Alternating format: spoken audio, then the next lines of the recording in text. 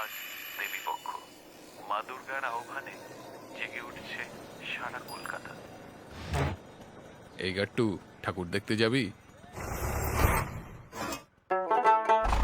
সকালেতে রেডিওয়ে বাজতো পুজোর গান, পাড়ার প্যান্ডেল হতো বাঁশ আর দড়ি মেরে টান, সাইকেলেতে চোঙা পুজো পরিক্রমা, শিউলির গন্ধে ভরে যেত প্রাণ।